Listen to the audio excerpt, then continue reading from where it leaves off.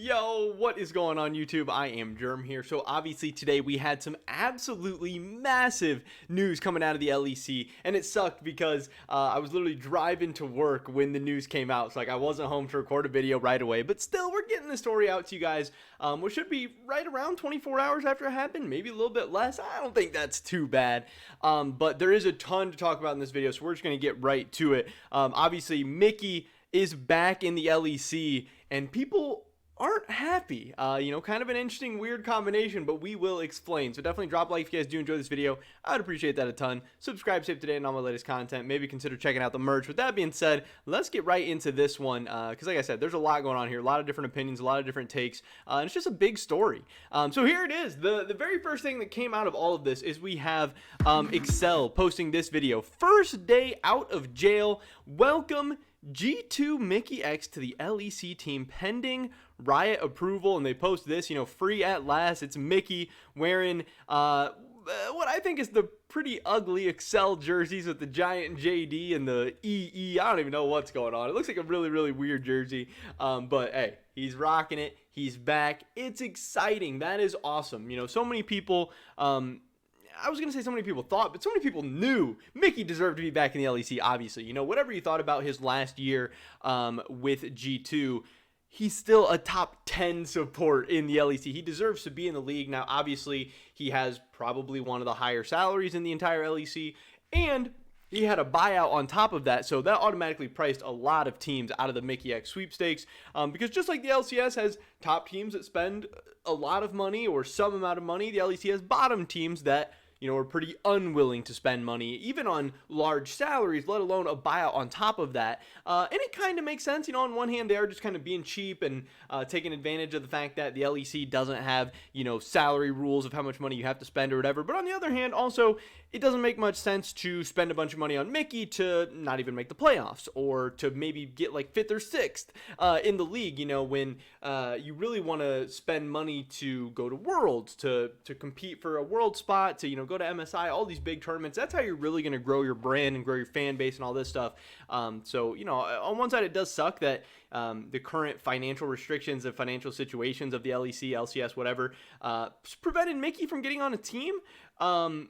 But again, in some ways it does make sense, but people are very, very confused. Where did this come from? We had not heard any rumblings. Once we knew Miky wasn't going to be on a team headed into the spring split, everyone was saying, well, that sucks. Hopefully we see Miky come back for summer split. Hey, maybe if some team sucks in spring, or some support sucks in spring, or somebody, maybe does pretty good in spring, but their team feels like they're just one really, really strong player away from, hey, being able to make a Worlds run, or hey, being able to, compete with some of the top teams, maybe they'll call Miky up, maybe they'll call G2 up. But for Excel to be that team 2 weeks into the season, that's crazy. That's weird. And that led a lot of people asking the question, like, this is strange. What's going on? Are they going to use Miky and their young support that they literally just brought up in the middle of last season, Advienne, who looks pretty good and overall people have been very impressed with,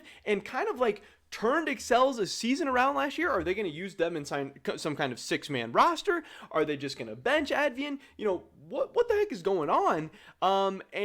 We did get the answer. We got the answer here from Advienne. He posted this tweet longer. He said, Excel Esports, an unexpected end. And this is where people really, really, really started to get upset, and really, really, really started to get mad because, at Excel for this whole situation. People love Miky. He's a popular player. He's a fan favorite. He's a great player. He has so many great memories with G2 and the LEC. People wanted to see him back.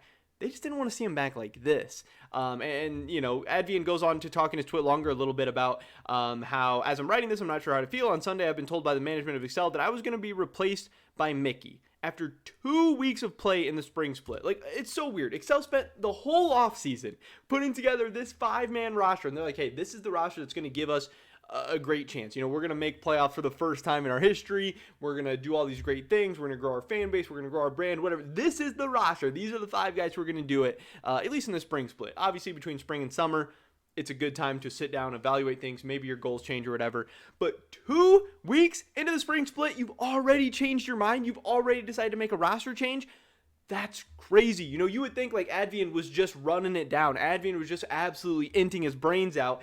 And, you know, was Advienne like smurfing every single game? No, absolutely not. And he even says himself in this thing, you know, he wasn't playing his best he's ever played so far into the split, but we were 5 games in. So many people are still trying to find their footing or get used to the meta, get used to their new roster, get used to their new teams.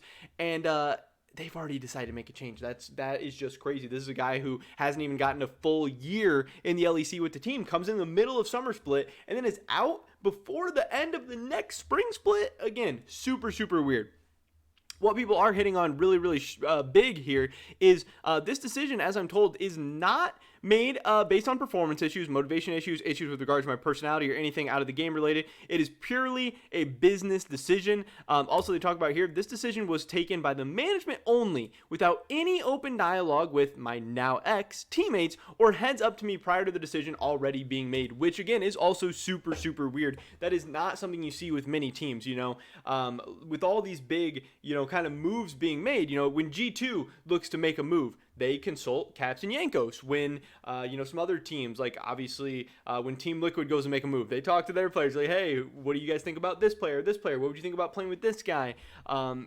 That's just how this goes. You know, you take your, at least a couple of your players that you think are like your star players, your franchise players, whatever, and at least consult them or talk with them, or at least give them a heads up, and giving the player heads up as well, rather than just having, you know, people find out at the very last minute once it's already over. Seems super weird, and this just does seem super random. Obviously, you know, we have everyone's kind of reactions from it. Miky saying that he joined Excel. He's immensely grateful for the opportunity. Big thanks to all the players and coaches and staff that I've worked with for the past 3 years, all the unforgettable memories we had. I mean, that's another whole crazy part of this, is that Miky is now officially gone from G2. You know, like, we've known this day is coming. We've known he's benched. We've known the G2 and Miky era is over. Carlos has said there's no way he was going to play for G2 this season, even if Targamas, you know, like straight ran it down or whatever. And it's crazy. It's truly the end of an era. But again, people are very upset, and Bloop kind of, I think, put it all into words well, kind of explaining the whole situation. He said, this is really disgusting from Excel, and it's not the first time. Yeah, we're going to build the roster around you, but you will be kicked before week 3. Sounds fun, huh? Because, you know, Excel had stated that this roster was going to be built around Marcoon and Advienne. You know, these were their 2 inexperienced players that came in the middle of last year, turned their season around, and it seemed like the Excel guys, it seemed these guys were going to be the future of Excel. And again, just a couple weeks in, super weird. We also had this friendly reminder that this all happened less than a year ago, and he talks about here how this crazy situation with Torre and Jekolad, I can't remember how you say his name. The org even sent Torre and tried to do the same with Jekolad, but then realized that the team couldn't swap players from the academy squad at that point in the season. Players who had played in 13 or more LEC matches are ineligible to participate in any ERL regular season playoffs and the EU Masters event for the current split, according to the LEC rulebook. Torre had to fly back to Berlin to finish the split. You know, like, they sent him home and then brought him back to Berlin. You know, they were like, okay, you're benched from Excel. You're going to go play ERLs. And then they're like, oh, wait, actually, we can't bench you. You can't play in ERLs. You're not eligible. So come back with the team. Jekolad did not fly home because he didn't take a COVID test in time. So, you know, he got to stay and play. But still, they knew that they were going to get benched or whatever. This whole mess. And then people were also mad about, you know, benching Jekolad because he was a young talent, bringing in Nuke Duck. You know, people were mad that Advienne and Marcoon were a little bit hesitant or reluctant to even join Excel's main team in the first place because they'd kind of screwed over some people in the past, and they were like, yeah, you know, we don't want that to happen to us. And kind of the biggest way, I guess, to wrap up this whole story at the end is this tweet from Bloop, but it's come from a lot of people as well. He says, don't let the whole Excel situation make you forget that Promise Q is still an LEC player. And I think that's very crazy. So, I mean, at the end of the day, I understand a lot of what's going on in this situation. Like, obviously, for Excel right now, Miky is great for their brand. Miky's a popular player. People are going to tune in. People are going to watch. People are going to buy Miky Excel jerseys. Excel is making a great business decision here. You know, maybe the PR and the publicity isn't great, but at the end of the day, winning cures all. If Miky comes in and he's a beast, if Excel wins a bunch of games, if Excel makes playoffs, if they take some games off some top teams, this whole situation is going to blow over. Yes, people will be upset, people will be angry, but, you know, people are going to be happy and excited about Miky joining the team as well. Also, right now, Miky is better than Advienne. You know, like maybe some people think Advienne is better. Maybe some people think Miky sucks and he's washed up after last year or whatever. But for the most part, Miky is obviously a better player than Advienne at this point in time. So it's an upgrade on the Rift. It's an upgrade off the Rift. I don't know behind the scenes if G2 maybe recently lowered the Miky buyout again. Maybe maybe something happened there. I'm really not sure why this is all happening right now. I would assume something had to have changed. I don't think 2 weeks ago Excel was just like, no, we don't want Miky. And then today they just woke up and they were like, oh, we do want Miky now. I'm assuming there was always some kind of interest. Maybe it was even something from Miky's side. Maybe Miky had turned down an Excel offer previously, but now he's ready to go. And that kind of puts Excel in an awkward situation where they're looking bad. I'm not really sure. But again, the fact that, yes, Advienne is now out of the league. Promise Q and some other guys like that are still in the league. Super, super crazy, super, super weird. If I'm Astralis, I'm hitting up Excel right away, seeing if we can grab Advienne. I don't know how cheap, expensive, whatever he's going to be. He's a bench player now. He's an asset for them.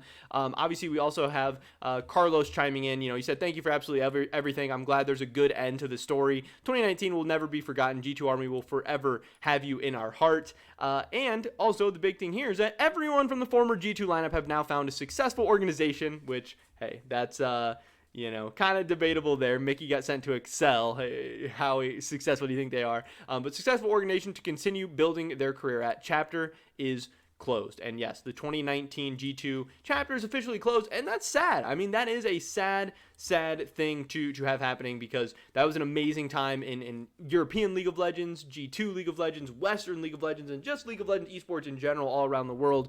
And yeah, again, it's officially all done today. But Miky needed to be in the LEC. He is back in the LEC. That is exciting. That is awesome. Yes, some people are upset. Some people are mad. But at the end of the day, overall, I'm happier that Miky is in the league, more so than I'm upset that, Advienne got screwed over a little bit or is out of the league or whatever. Yes, it sucks for him. Yes, I don't think they did right by him. But again, Miky is an upgrade on and off the Rift. So to some extent, I get it. But that is pretty much it for this video today, guys. Tell me, drop a like if you did enjoy it. I would appreciate that so much. Leave a comment down below. What do you think about this whole situation? Are you happy that Miky's back? Do you wish it wouldn't have happened like this? I don't know. I'd love to hear your guys' thoughts and opinions. Subscribe, stay up to date on all my latest content. Hopefully I catch you guys in the next one. But until then, peace.